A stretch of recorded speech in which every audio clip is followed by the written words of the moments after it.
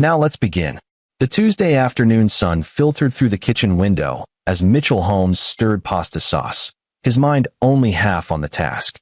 9 years of this routine, cooking, cleaning, school pickups, and he'd perfected the art of looking completely absorbed while his thoughts ran elsewhere. The front door slammed, followed by the familiar stomp of his father-in-law's expensive Italian loafers on hardwood. "Gloria!" Wallace Snyder's voice boomed through the house. "Where are you?" Mitchell didn't turn from the stove. His wife appeared in the kitchen doorway, tension already creasing her forehead. "Dad, I didn't know you were coming by. I don't need an invitation to visit my daughter." Wallace strode into the kitchen, his 6-foot frame still commanding despite his 64 years. He barely glanced at Mitchell. "Where's Oliver?" "Upstairs doing homework." Gloria twisted her wedding ring, a tell Mitchell had learned to recognize over their 11 years together. She was anxious. Wallace's unannounced visits always made her anxious. "Good. I need to talk to him." Wallace headed for the stairs. Mitchell set down his wooden spoon. Maybe let him finish his math first. Wallace stopped mid-stride, slowly turning. The look he gave Mitchell could have frozen the pasta water. "I don't recall asking your opinion on how to interact with my grandson. He's also my son. Technically." Wallace's smile was poisonous. "Though God knows what he's learning from your example." Gloria stepped between them, her voice pleading. "Dad, please. Not today." But Wallace was already climbing the stairs. Mitchell heard Oliver's door open, then his son's bright voice. "Grandpa? I didn't know you were here." Mitchell moved to follow, but Gloria caught his arm. "Just let it go? He'll leave soon. He shouldn't talk to Oliver when he's like this." "Like what?" "He's just visiting his grandson." But her eyes said she knew better. From upstairs, Wallace's voice carried clearly. "Oliver, come sit with me. I want to have a man-to-man talk." Mitchell pulled free from Gloria's grip and headed for the stairs. He'd played this game long enough. 9 years of biting his tongue, of being the failure son-in-law, of watching Wallace poison every family gathering with his casual cruelty. But Oliver was off limits. He reached the doorway of his son's room to find Wallace sitting on the bed, Oliver in his desk chair. The boy's face was carefully neutral, a defense mechanism he'd developed too young. "Your grandmother and I have been talking," Wallace was saying. "We're concerned about your future. You're a smart boy, but you need proper guidance. Role models." "I have role models," Oliver said quietly. "I have Dad." Wallace's laugh was harsh. "Your father?" "Oliver, I say this because I care about you. Your dad is a failure. He has no job, no ambition, no drive. He's content to let your mother support this family while he plays househusband." Mitchell's hands clenched, but he remained silent in the doorway. "Your mother could have married someone successful," Wallace continued. "A doctor, a lawyer, someone from my business circle. Instead, she chose him. And now look where we are. You're 9 years old. In 9 more years, you'll be entering the real world. Do you want to end up like your father? Living off your wife's income? Being a disappointment?" Oliver's jaw tightened. Mitchell saw his son's eyes flick toward him, then away. "I'm telling you this as someone who loves you," Wallace said, his tone gentler now, more insidious. "You have Snyder blood in you. You can be more than this. More than he is. But you have to choose now. You have to decide. Do you want to be successful, like your grandfather? Or do you want to be a failure, like your dad?" The words hung in the air. Mitchell watched his son, this brilliant 9-year-old boy who read philosophy books for fun, who built elaborate cities in Minecraft, who asked questions about quantum physics that Mitchell had to research to answer. Oliver stood up slowly, walked to his desk, and picked up his tablet. "Grandpa," Oliver said, his voice steady. "Dad told me not to show anyone this yet. But since you think he's a failure." He turned the screen around. Wallace leaned forward, squinting at the display. Mitchell watched his father-in-law's face, the casual superiority, the ingrained contempt, transform into something else. His eyes widened. His mouth opened slightly. The tablet nearly slipped from Oliver's hands as Wallace reached out to grab it, staring at the screen. What is this?" Wallace's voice had lost its commanding edge. "It's Dad's," Oliver said simply. "He showed it to me last week. Told me not to tell anyone yet, but I thought you should know, since you think he's such a failure and all." Wallace's face had gone pale, then flushed red. His hands trembled slightly as he held the tablet. "This can't be. When did? How long have you?" Mitchell finally stepped into the room. "Hello, Wallace." His father-in-law looked up, And for the first time in 9 years, Mitchell saw something other than disdain in those eyes. He saw shock, fear, and the beginning of understanding. You've been. Wallace couldn't seem to finish the sentence. Working? Yes. Quite successfully, actually. Mitchell held out his hand for the tablet. Oliver brought it to him, and Mitchell ruffled his son's hair. Good call, buddy. Why don't you go help your mom with dinner? Oliver nodded and left, but not before shooting his grandfather a look that was pure vindication. Wallace stood slowly, his usual confidence shaken. Gloria doesn't know about this. Not yet. I was planning to tell her this weekend. Mitchell glanced at the tablet screen, his author dashboard showing book sales, royalty statements, and the 7-figure balance that had accumulated over the past 8 years. But since you've decided to give my son advice about success, I thought you might want to see what actual success looks like. You wrote these books? 14 bestsellers under the name M.J. Hollis. You might have heard of them. 2 have been optioned for movies. 3 are required reading in business schools. 1 spent 42 weeks at #1 on the Times list. Mitchell smiled. I wrote them all right here, in this house, while cooking dinner and doing laundry and being the failure you've spent 9 years telling everyone I am. Wallace's face cycled through emotions, disbelief, anger, humiliation. Why didn't you say anything? Why let everyone think? Think what? That I'm content being a husband and father? That I don't need a corner office and a secretary to feel like a man? Mitchell's voice remained calm, but there was steel underneath. I chose this life. I chose to be present for my son, to support my wife's career, to write books that actually matter instead of spending 60 hours a week shuffling money between accounts like you do. I built an empire. You built a real estate company on the backs of people you evicted, properties you flipped without caring who you displaced, and deals you made that bent every ethical line you could find. Mitchell held up the tablet again. And I've been documenting it all. The color drained from Wallace's face again. What?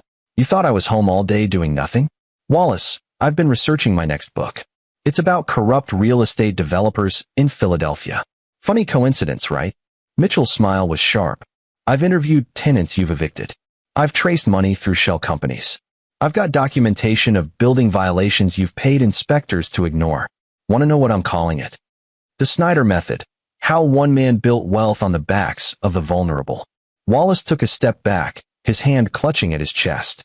You can't. Can't what? Write a meticulously researched expose about public business practices?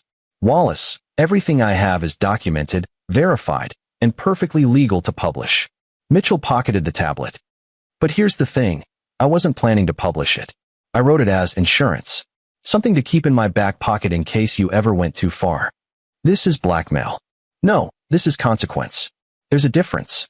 Mitchell moved toward the door. You came into my house today and told my son he'd be a failure because he has me as a father. You crossed a line, Wallace.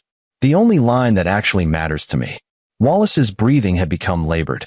He sat back down on Oliver's bed, looking suddenly old. What do you want? I want you to leave my house. I want you to never speak to my son that way again. And I want you to think very carefully about how you treat this family going forward. Mitchell paused in the doorway. Because that book? It's finished. It's sitting with my agent right now.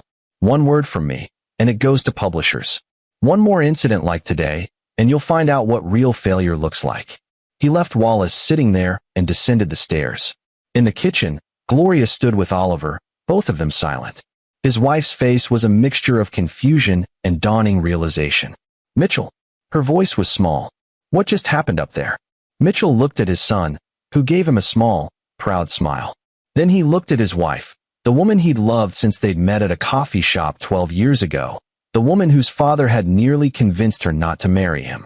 I think, Mitchell said gently, it's time we had a family conversation. The story of how Mitchell Holmes became M.J. Hollis began in a cramped studio apartment in Boston, 3 years before he met Gloria Snyder. He'd been 25, fresh from walking away from a PhD program in sociology that had left him disillusioned with academia.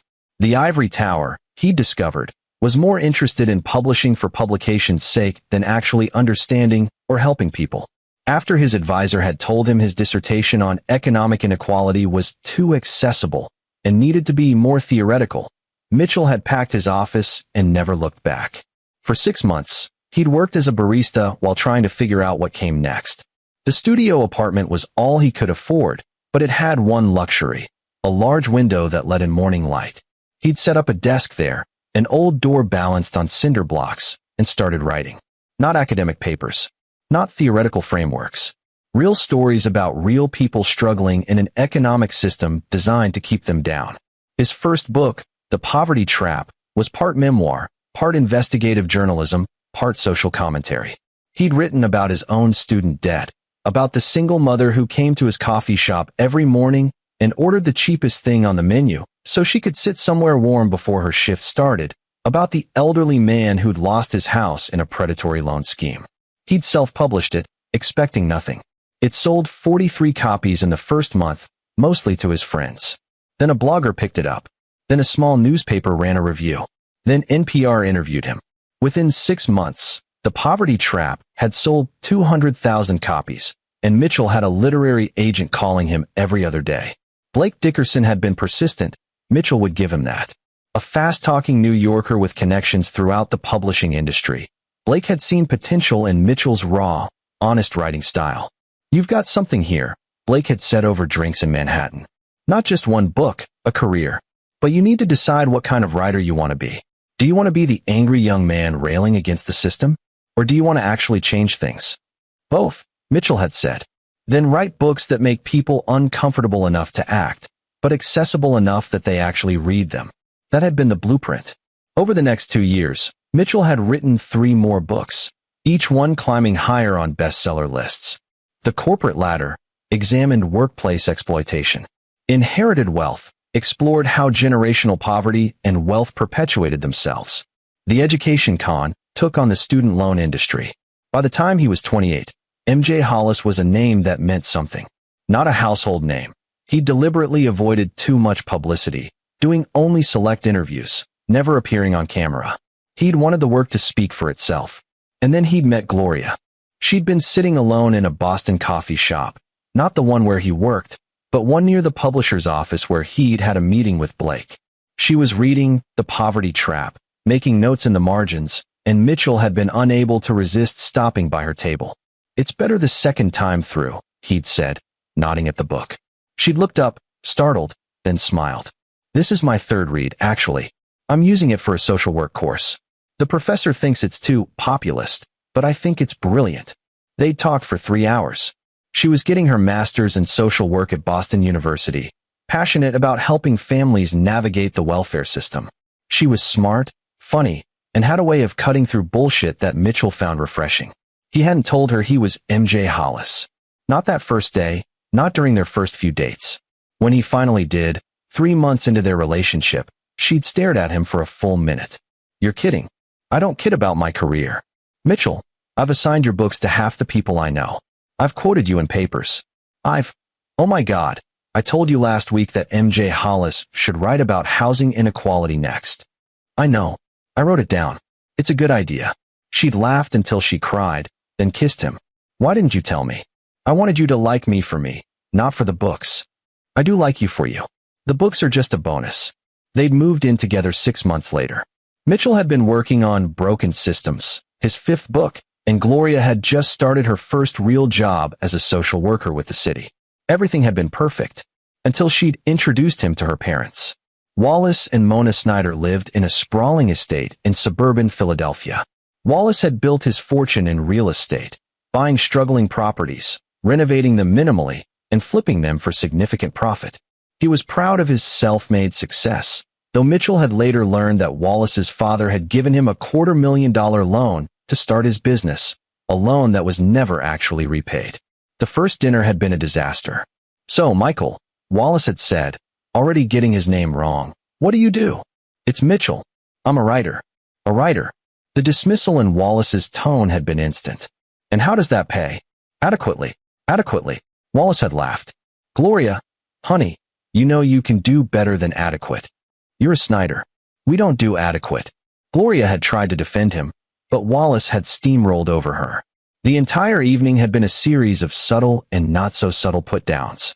Mitchell's clothes weren't right. His career wasn't stable. His background wasn't impressive enough. Mona had been quieter, but no less judgmental. She'd asked pointed questions about Mitchell's family, his working-class parents, his father who'd been a mechanic, his mother who'd taught elementary school.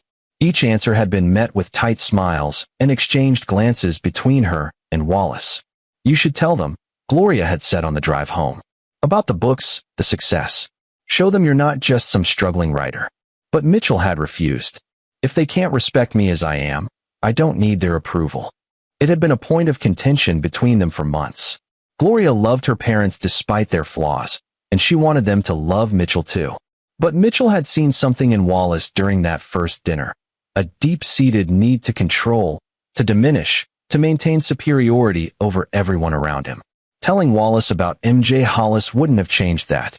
It would have just given Wallace a different target. So Mitchell had stayed quiet.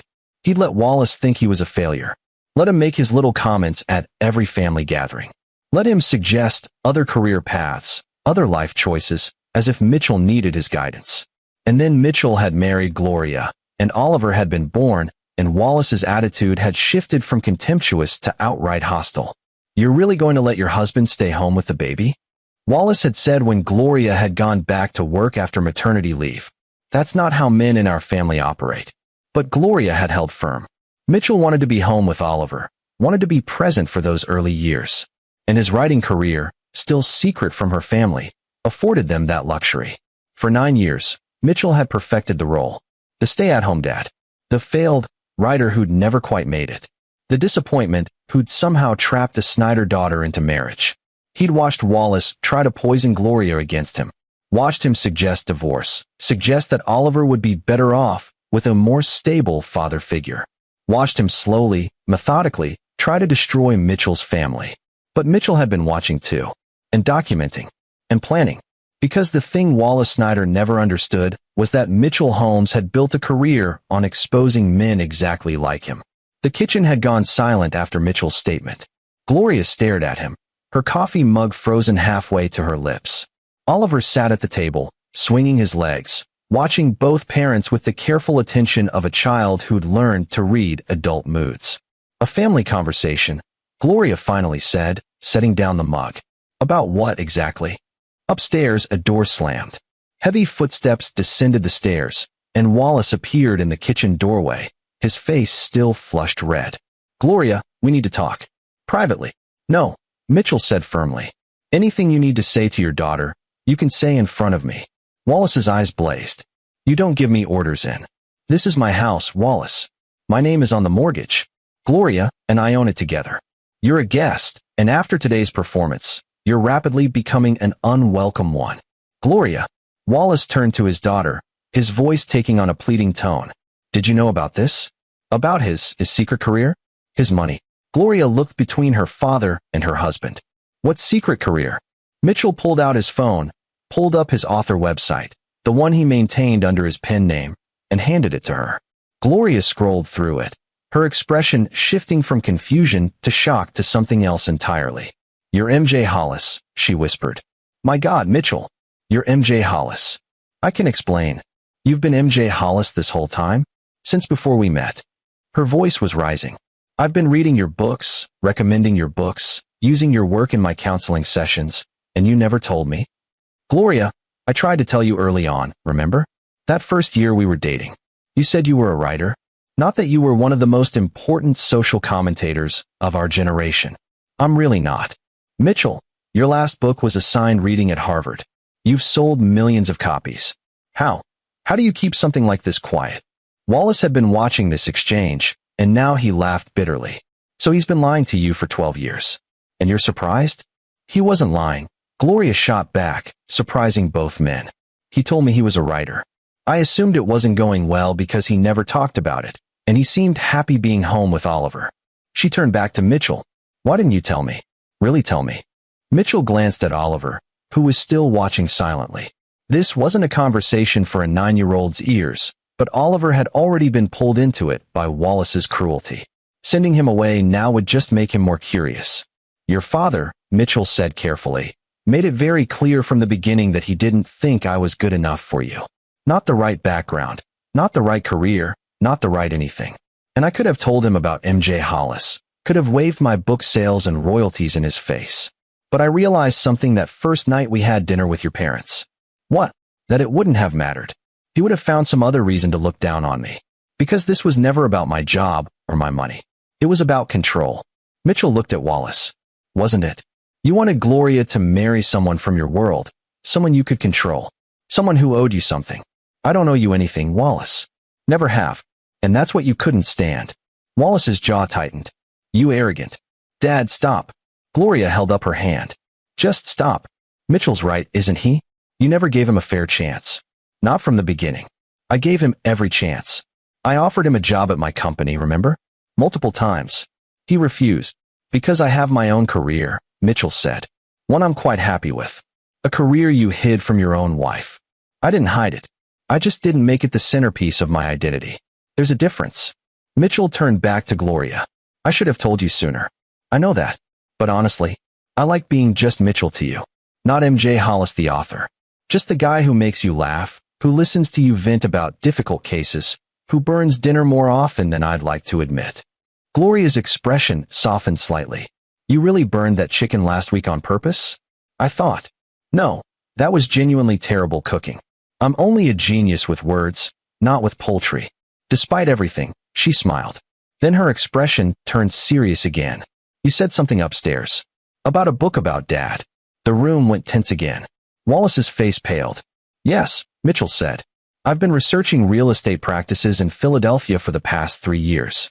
Part of my M.J. Hollis series on economic inequality. Your father's business practices came up repeatedly in my interviews. What business practices? Gloria asked, looking at her father. Nothing illegal, Wallace said quickly. Just normal real estate operations. Define normal, Mitchell said. Because the 15 families I interviewed who lost their homes to your company might have a different definition than you do. Those were legitimate foreclosures. On properties you'd bought from predatory lenders, knowing full well the loans were designed to fail. You'd wait for the foreclosures, buy the properties for pennies on the dollar, flip them, and profit. All perfectly legal, technically, but morally. Mitchell shook his head. That's what the book is about. The gap between legal and ethical. Gloria had gone very still. Dad, tell me he's wrong. Wallace's face cycled through emotions again. Business is business, Gloria. You can't run a successful company by being soft on everyone. These were families. People losing their homes. People who couldn't afford their mortgages. Because the mortgages were structured to be unaffordable. Mitchell's voice finally rose. Wallace, I have the documentation. Adjustable rates that tripled after 2 years. Balloon payments hidden in the fine print.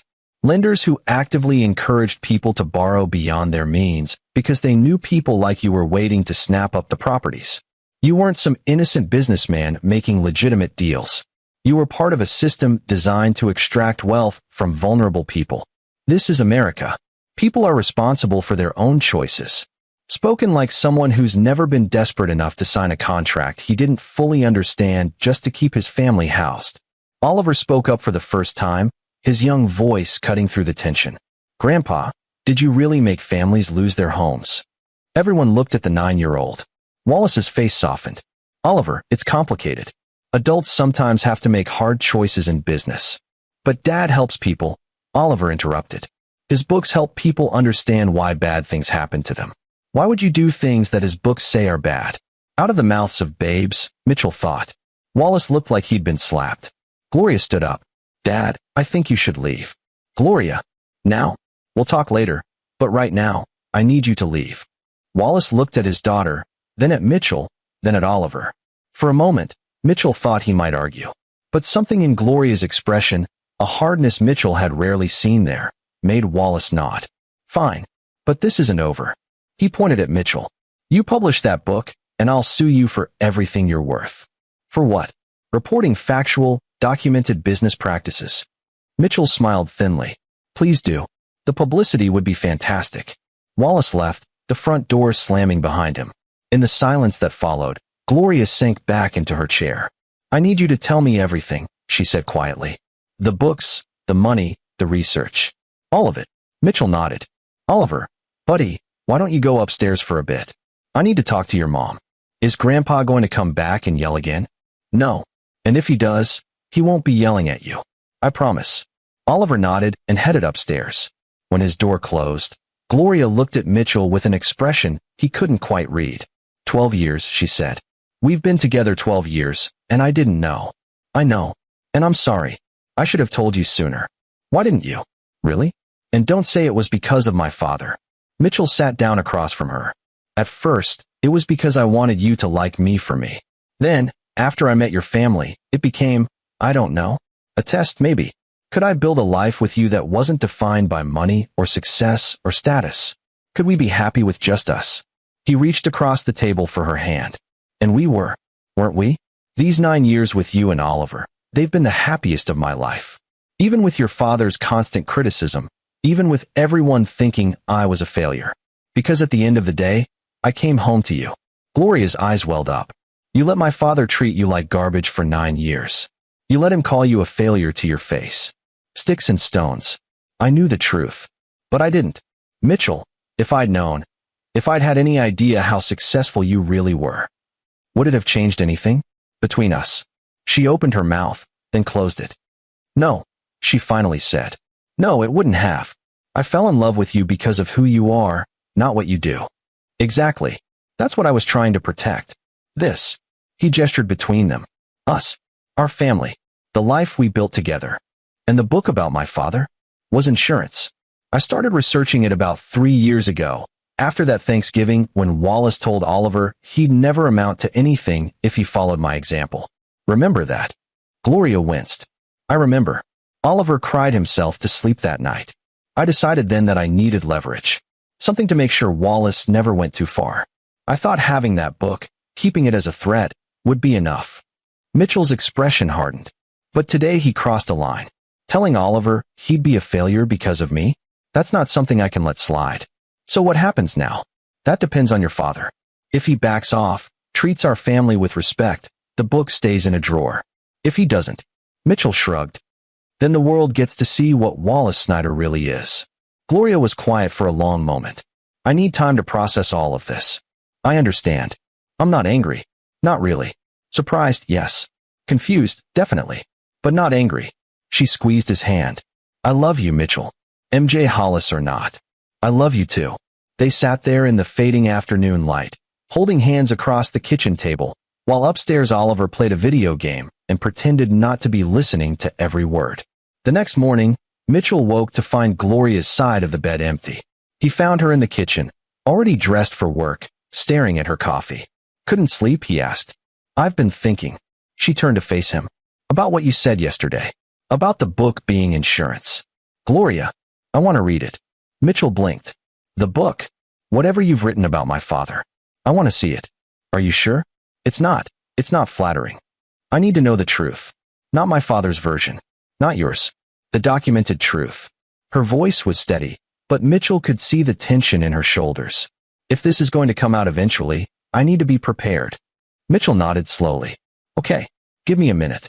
He went to his office, a small room off the master bedroom that Gloria respected as his workspace, and retrieved the manuscript from his desk drawer. It was 347 pages, 3 years of meticulous research compiled into a narrative that exposed the systemic exploitation in Philadelphia's real estate market. Wallace Snyder featured prominently, but he wasn't the only villain, just the most prolific. Gloria took the manuscript to the living room and started reading. Mitchell made breakfast for Oliver, got him off to school, and came back to find his wife still absorbed in the pages, her coffee cold beside her. Gloria. She held up a hand. Not yet. It took her 4 hours to read it all. When she finally looked up, her eyes were red. Is all of this true? Every word is documented. Interviews, court records, financial documents. Everything. The Ramirez family. The single mother with 3 kids who lost her house because of the balloon payment. Your father bought that property 3 days after the foreclosure. Sold it 6 months later for a $200,000 profit. And the elderly couple, the Johnsons, who lost their retirement home. Another Wallace Snyder flip. They'd lived there 40 years. Gloria set down the manuscript, her hands trembling. I knew my father was ruthless in business. But this, Mitchell, this is predatory. This is cruel. Yes. And you've been sitting on this for 3 years? I told you. Insurance. Why not publish it? These people deserve justice. Do they? Or do they deserve privacy? Mitchell sat down beside her. I interviewed all of them, Gloria. Every single person in that book. And you know what most of them said? They just wanted to move on. They didn't want to be poster children for real estate reform. They didn't want their pain and humiliation on display for everyone to see. So what was the point of writing it? Leverage. Wallace needed to know I had it. That I could destroy his reputation if he pushed too hard. Mitchell paused. But after yesterday, I'm reconsidering. Gloria looked at him sharply. What do you mean? Your father crossed a line with Oliver. And lines, once crossed, can't be uncrossed. I need to make sure he understands there are consequences. By publishing this. Maybe. Or maybe there's another way. Mitchell pulled out his phone and called up a contact. I have a meeting today. Want to come with me? With who? Blake Dickerson, my agent. And Kirsten Tanner, the investigative journalist from the Philadelphia Inquirer? The same.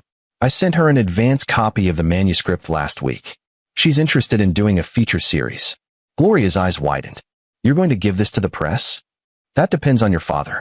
Like I said, consequences. Mitchell stood up. But I want you there. This affects your family too. You should be part of the decision. Blake Dickerson's office was in downtown Philadelphia, a sleek high-rise with panoramic views of the city.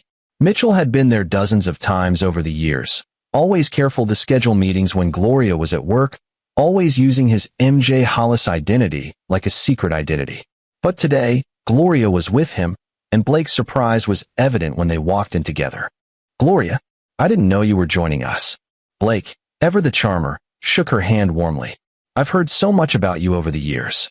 Funny, Gloria said dryly. I only heard about you yesterday. Blake shot Mitchell a look. The reveal. How'd that go? About as well as you'd expect. Kirsten Tanner was already waiting in Blake's conference room, a sharp-eyed woman in her 40s with a reputation for fearless investigative journalism. She'd exposed corruption in city government, corporate malfeasance, environmental crimes. Mitchell had admired her work for years. Mr. Hollis, she said, standing to shake his hand. I've read your manuscript 3 times. It's compelling work. Thank you. But I have to ask, why now? You've been sitting on this research for 3 years. What changed? Mitchell glanced at Gloria, then back to Kirsten. My father-in-law made a mistake. He forgot that the people he looks down on might have resources he doesn't know about. Kirsten's eyes lit up. Wallace Snyder is your father-in-law? Oh, this is even better than I thought. Is it? Gloria asked, her voice tight. From a journalistic standpoint, yes. The reclusive author MJ Hollis exposing his own father-in-law's corrupt business practices?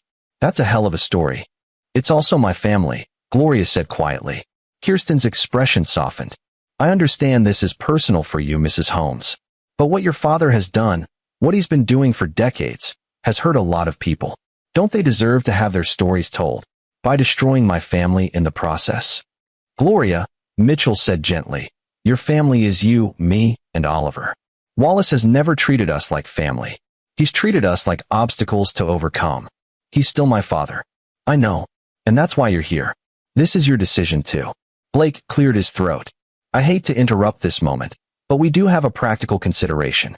Mitchell, if you publish this book, either through traditional means or by giving it to Kirsten for a series, Wallace Snyder will retaliate. He's a powerful man with powerful friends. Let him try, Mitchell said. Everything in that manuscript is true and documented. He can sue all he wants. He'll lose. Maybe. But lawsuits are expensive and time-consuming. Even if you win, is it worth the cost? That depends on what you consider cost. Mitchell turned to Kirsten. If you ran this as a series, what would that look like? 4 parts, running weekly. I'd start with the systemic issues in the real estate market, then narrow in on specific cases. Your father-in-law would feature prominently, but he wouldn't be the sole focus.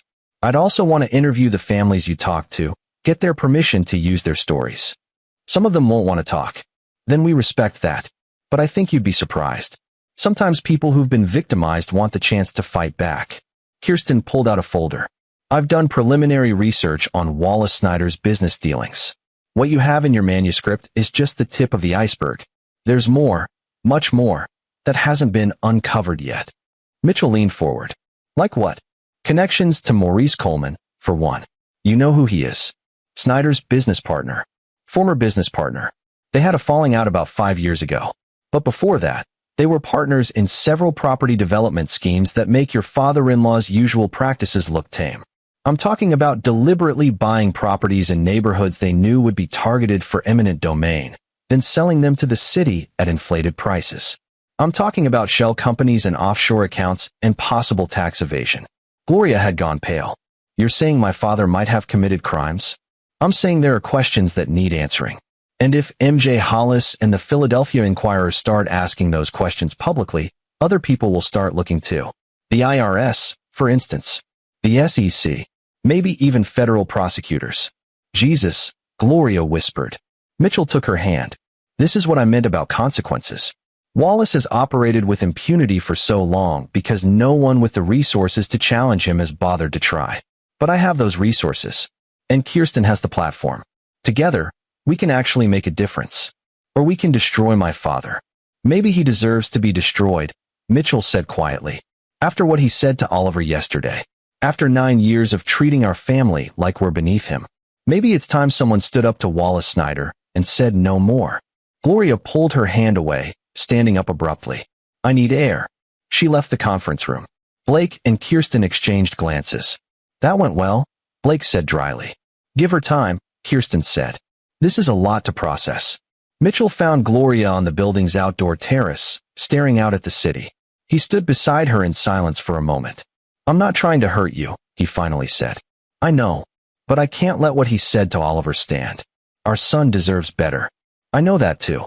Gloria turned to him, tears streaming down her face. Mitchell, he's my dad. For all his faults, for all his cruelty, he's still my dad. How am I supposed to choose between him and you? You're not. I would never ask you to choose. But that's exactly what this is. If you publish that book, if Kirsten runs her series, my relationship with my father is over. You know that. Is it? Or is it just changing into something more honest? Mitchell wiped away her tears gently. Gloria, your father has never respected you as an adult. He's never respected your choices, your career, your husband. He treats you like you're still a little girl who needs his guidance and approval. Maybe this is a chance for that to change. By humiliating him publicly? By holding him accountable. There's a difference. Gloria was quiet for a long time. If you do this, if you really go through with it, I need you to promise me something. Anything. You protect those families. The ones you interviewed. You make sure their stories are told with dignity, not just as ammunition against my father. I promise. And you let me talk to him first. Before anything gets published. I need to give him one chance to make this right. Mitchell hesitated. Gloria. One chance, Mitchell. That's all I'm asking. Let me try to salvage something from this. He nodded slowly. Okay. One chance. Wallace Snyder's office was everything Mitchell had expected. Top floor corner suite, mahogany desk the size of a small car, walls lined with photos of Wallace shaking hands with mayors, governors, business leaders. A shrine to ego and power. Wallace looked up as his secretary showed Gloria and Mitchell in, his expression darkening immediately. I thought I made it clear we weren't speaking, he said to Mitchell. Dad, Gloria said firmly, you're going to listen. Both of you. She'd insisted on this meeting, despite Mitchell's reservations. They'd spent the previous evening talking, arguing, sometimes crying. In the end, Gloria had convinced him that her father deserved one chance to understand the gravity of what he'd done and to make amends. Mitchell had agreed, though he'd also called Kirsten and told her to be ready. Just in case. Wallace gestured impatiently to the chairs across from his desk. Fine. Talk. Gloria sat down, and Mitchell remained standing behind her. Dad, I read Mitchell's book. That pack of lies. It's not lies. I checked. Every interview, every document. It's all true. Gloria's voice wavered slightly, but she pushed on. What you did to those families, Dad. The Ramirez family. The Johnsons. Dozens of others. How could you? I ran a business, Gloria. A successful business. Sometimes that means making hard choices. It means exploiting people, Mitchell said flatly. Let's call it what it is. Wallace ignored him, focusing on Gloria. Your mother and I built an empire from nothing. We gave you every advantage, every opportunity. Do you think that came from being soft? From worrying about every hard luck story that crossed my desk? I think it came from forgetting that those hard luck stories are actual people. With lives and families and dignity. Dignity doesn't pay the mortgage. Neither did the mortgages you sold them, Mitchell interjected. That was kind of the point. Wallace's face reddened. You smug son of a... Dad, Gloria stood up. This isn't about Mitchell. This is about you. About choices you made that hurt people. About a lifetime of putting profit over everything else, including your own family.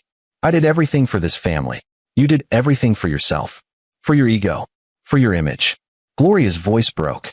Do you know what it was like, growing up as your daughter? Everything I did was compared to some impossible standard.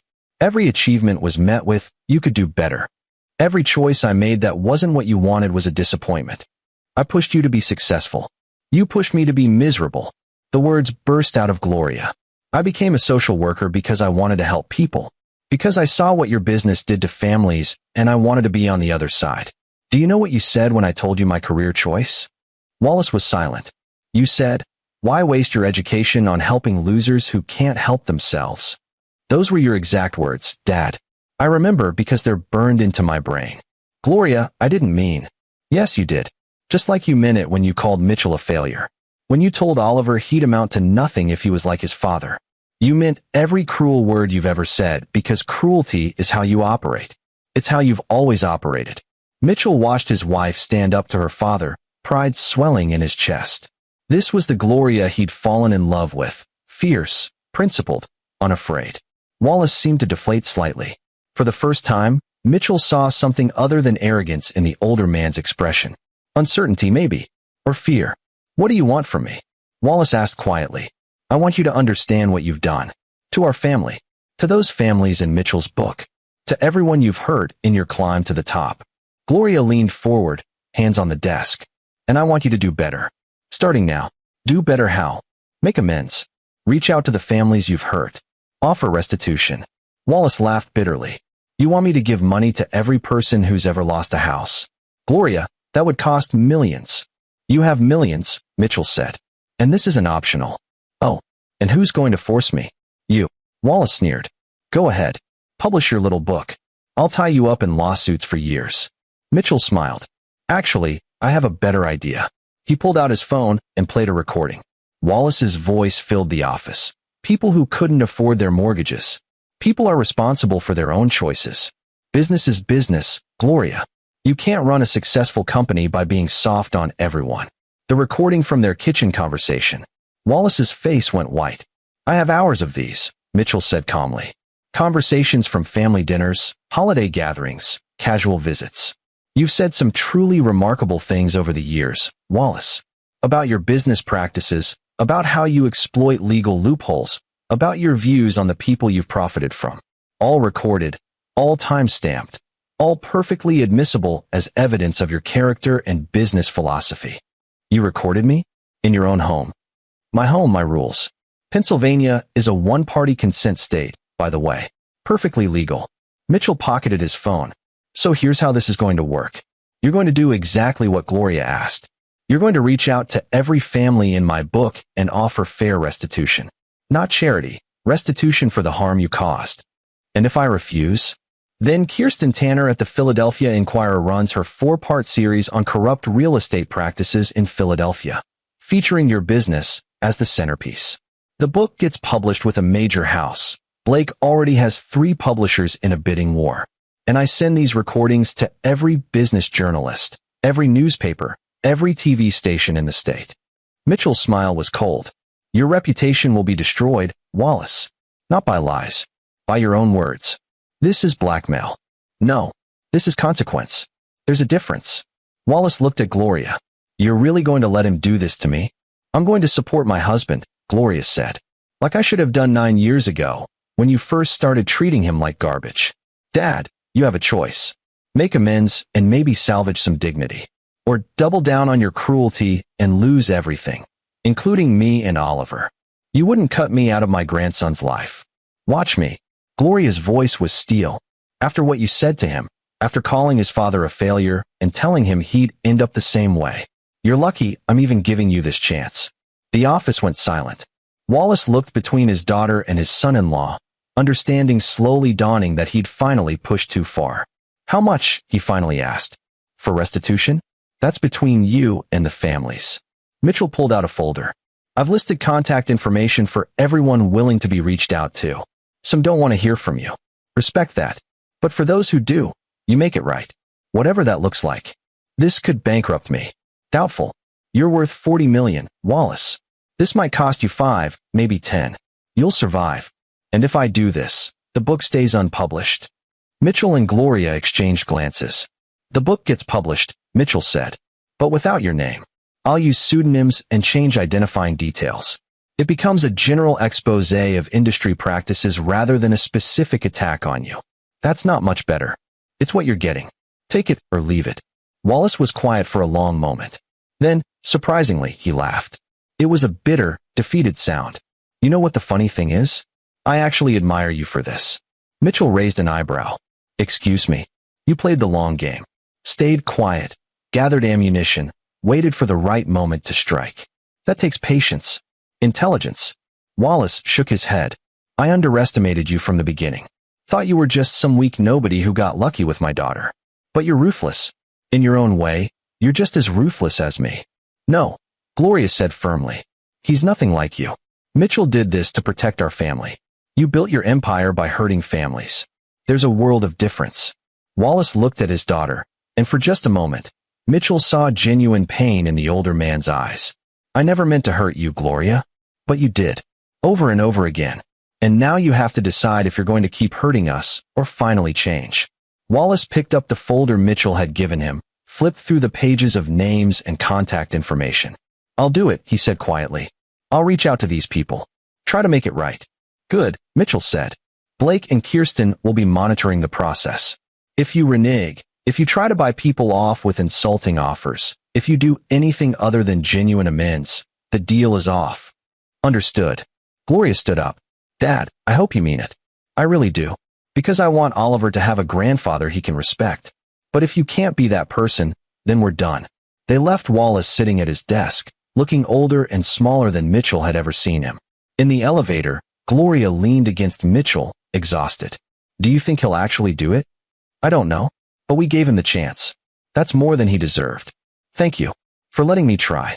Always. The next 6 weeks were a strange time. Wallace, true to his word, began reaching out to the families on Mitchell's list. Some refused to speak with him. Others listened to his apologies and accepted restitution, payments that, according to Blake's monitoring, were actually fair and substantial. The Ramirez family, the single mother and her 3 children, received enough money to make a down payment on a new home in a better neighborhood. The Johnsons, the elderly couple who'd lost their retirement house, received a payment that allowed them to buy a small condo outright, no mortgage necessary. Word spread. Other families Wallace had impacted over the years started coming forward. The costs mounted into the millions, just as he'd feared. But Wallace paid them, one by one, with what Mitchell had to admit seemed like genuine remorse. I checked his financial records, Blake reported over the phone. He's liquidating assets to cover the payments. Selling off properties, cashing in investments. This is actually costing him. Good, Mitchell said. Your father-in-law is changing. Or at least he's trying to. Mitchell wasn't ready to give Wallace that much credit yet. But he had to admit, the effort was there. Gloria noticed the change too. Wallace's visits to their home became less frequent, but more respectful. He didn't criticize Mitchell. He didn't make snide comments. He asked Oliver about school and actually listened to the answers. One Saturday afternoon, Wallace showed up with a wrapped present. For Oliver, he said gruffly, handing it to Mitchell.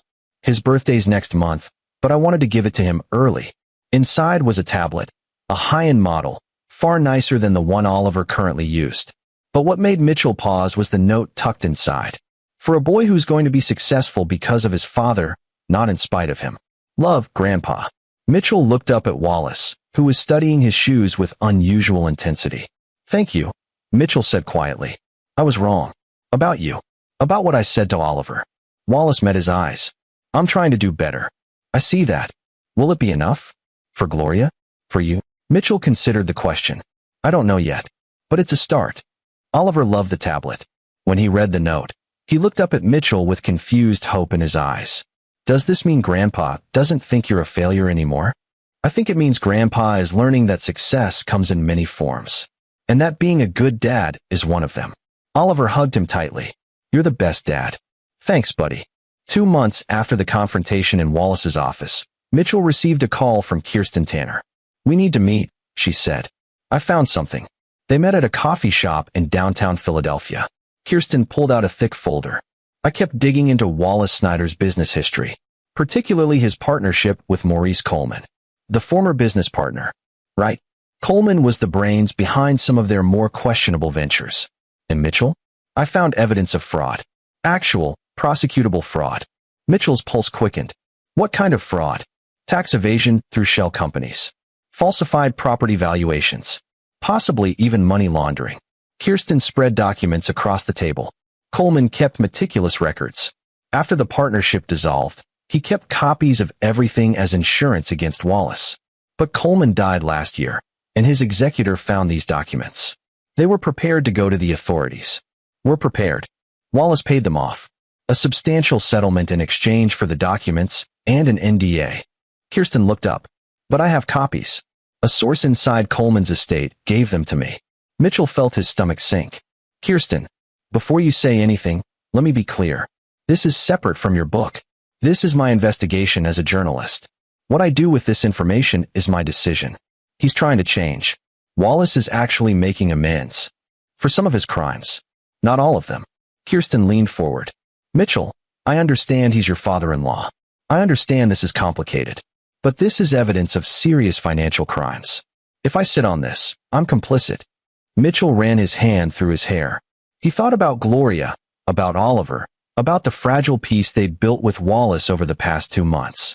Then he thought about the families Wallace had hurt, the systems of exploitation he'd profited from. What do you need from me? He finally asked. Permission to mention your book in my article. It provides context for the investigation. Done. But Kirsten, go easy on Gloria and Oliver. They're innocent in all this. I always protect the innocent. The article ran 2 weeks later. It was devastating. Kirsten had done her homework, documenting years of financial crimes in meticulous detail. Wallace Snyder's name was splashed across the front page of the Philadelphia Inquirer. Real estate mogul faces fraud investigation. Mitchell was at home when Wallace called, his voice raw. You bastard. You said if I made amends, the book wouldn't use my name. I kept that promise. Kirsten's investigation was separate. Separate? She cites your research. She references your interviews. As context, not as the primary source. Mitchell kept his voice calm. Wallace, what she reported is true. You committed crimes. Real crimes, not just ethical violations. I'm ruined. The FBI is opening an investigation. My lawyers say I could face prison time. Then you should have thought about that before committing fraud. I was trying. I was making amends. For the harm you admitted to. This is different. This is criminal activity you kept hidden. Mitchell paused. Wallace, I genuinely hoped you were changing. And maybe you were. But consequences don't disappear because you apologize after the fact. Gloria will never forgive you for this. Then that's a bridge I'll cross when I come to it. Mitchell hung up. But Wallace was wrong. When Mitchell told Gloria about Kirsten's investigation, about the evidence, the fraud, the FBI, she just looked tired. I'm not surprised, she said quietly. Disappointed, but not surprised. My father has always believed the rules don't apply to him. I'm sorry. Don't be. You didn't make him commit fraud. You just helped bring it to light. She took his hand. Is he going to prison? Maybe. Probably. The evidence is pretty damning. Gloria was quiet for a long moment. Oliver can't know. Not the details. He's too young. Agreed. And I need to see my mother. She's going to fall apart. Of course. Gloria left to visit Mona, who was indeed falling apart. Mitchell stayed home with Oliver, who asked why Grandpa was on the news. Grandpa made some mistakes in business, Mitchell explained carefully. He has to answer for them now. Is he going to jail? Maybe. We don't know yet. Oliver processed this with the seriousness of a child trying to understand adult complexities. Like the bad guys in your books? Sort of. Except in real life, it's more complicated. Did you write about Grandpa in your books? I wrote about the things people like Grandpa do. But I changed the names and details. Why? Because I wanted to change systems, not destroy people. But sometimes people destroy themselves. Oliver nodded slowly. Then, with the perfect wisdom of a 9-year-old, Grandpa should have just been nice to people. Then none of this would have happened. You're absolutely right, buddy. Wallace Snyder's trial began 8 months later. The evidence was overwhelming. Shell companies, falsified documents, money trails that led through 3 countries. His lawyers tried to argue that Maurice Coleman had been the mastermind, that Wallace was merely a partner who hadn't known the extent of the fraud. The jury didn't buy it. Mitchell and Gloria attended the sentencing hearing. Mona was there, looking fragile and aged. Wallace stood before the judge in an expensive suit that couldn't hide how much weight he'd lost during the trial. "Mr. Snyder," the judge said, "you've been convicted of tax fraud, falsification of business records, and money laundering. These are serious crimes that you committed over a span of nearly 20 years. The harm you've caused extends beyond financial damage to the trust that forms the foundation of our economic system." Wallace stood straight, maintaining what dignity he could. "I'm sentencing you to 7 years in federal prison, followed by 5 years of supervised release. You'll also pay restitution in the amount of $14 million to the IRS and affected parties." Mona gasped. Gloria reached for Mitchell's hand.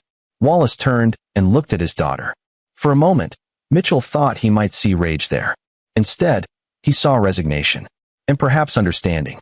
"I'm sorry," Wallace mouthed to Gloria. She nodded, tears streaming down her face. The weeks following Wallace's sentencing were difficult.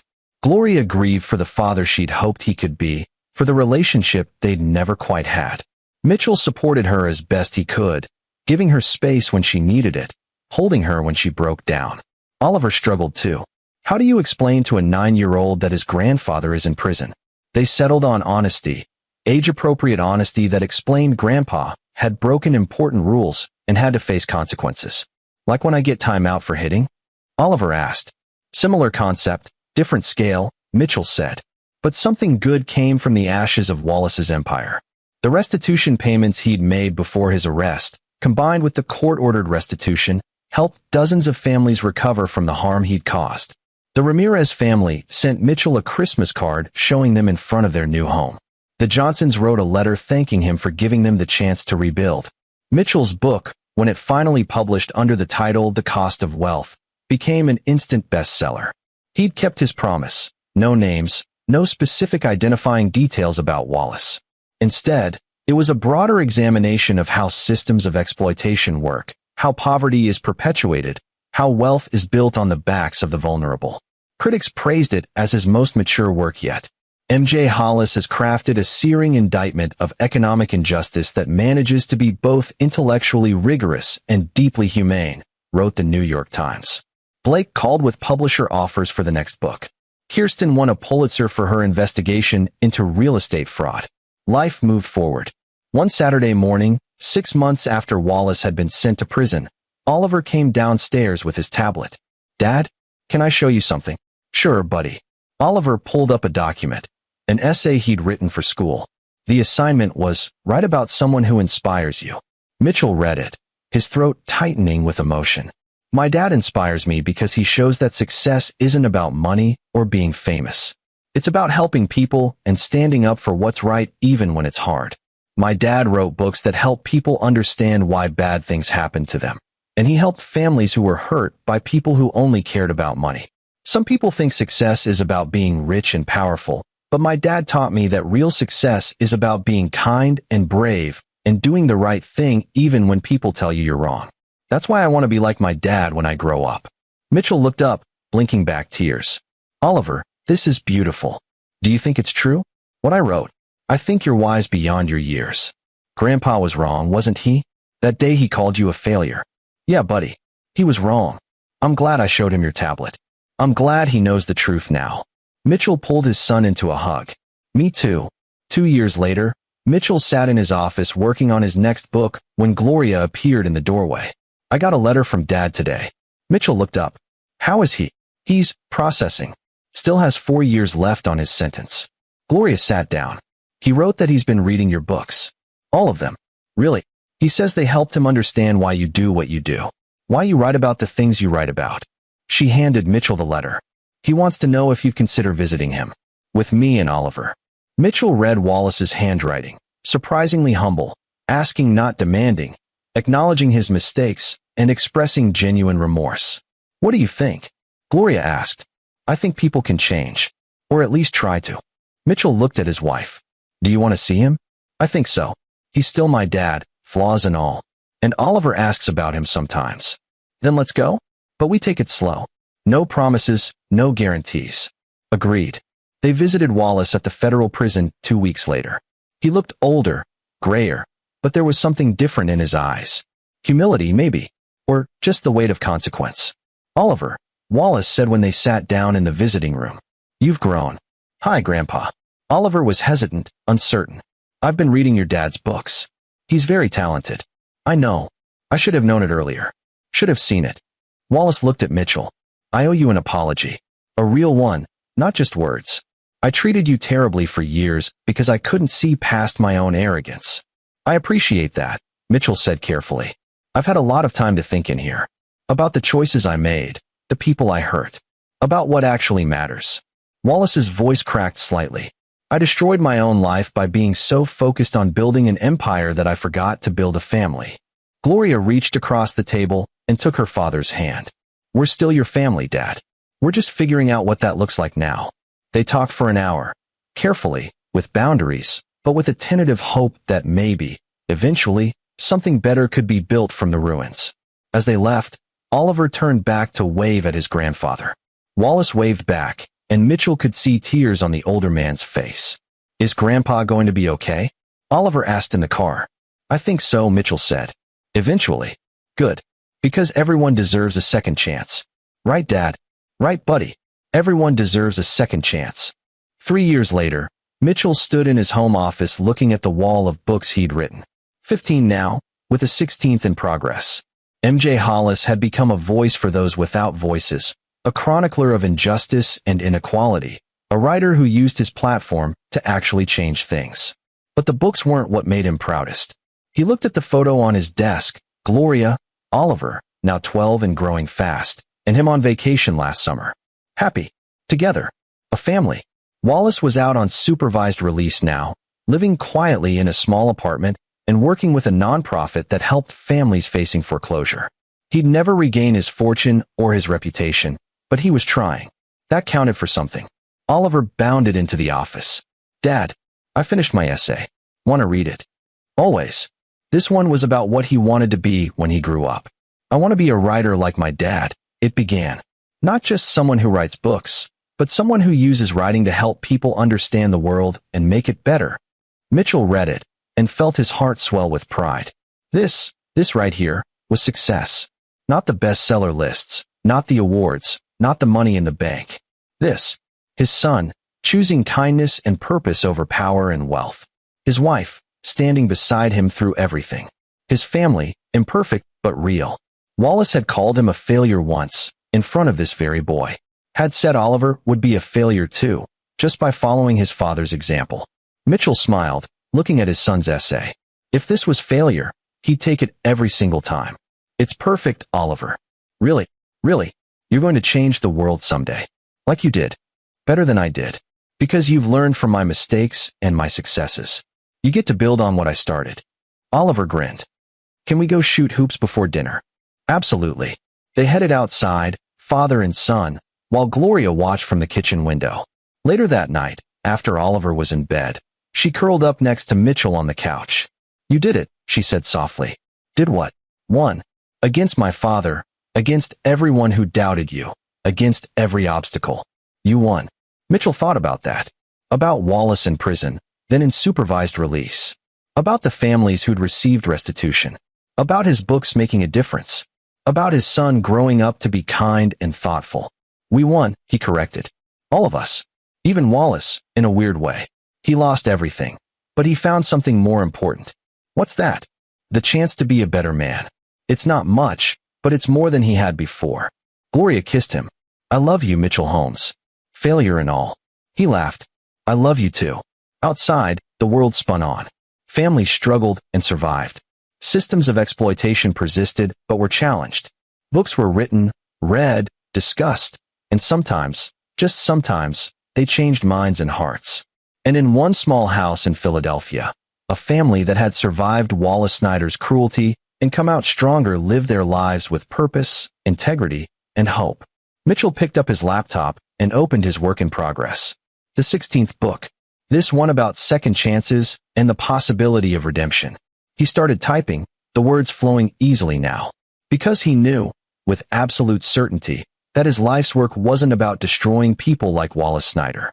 It was about building a world where people like Wallace couldn't thrive on others' suffering, where families like the Ramirezes and the Johnsons had protection and support, where success was measured not in dollars, but in lives improved and communities strengthened. Oliver's tablet had shown Wallace the truth that day, that Mitchell Homes was no failure. But more importantly, it had set in motion a chain of events that proved an even deeper truth, that standing up for what's right, even at personal cost, was always worth it. That family was more than blood. It was choice and commitment and love. And that the best revenge wasn't destruction. It was becoming so successful, so fulfilled, so genuinely happy that the opinions of people like Wallace Snyder simply didn't matter anymore. Mitchell smiled and kept writing, while upstairs his son slept soundly, and beside him his wife dozed contentedly. He'd been called a failure once, but he'd never felt more successful in his life. This is where our story comes to an end. Share your thoughts in the comments section. Thanks for your time. If you enjoy this story, please subscribe to this channel. Click on the video you see on the screen, and I will see you there.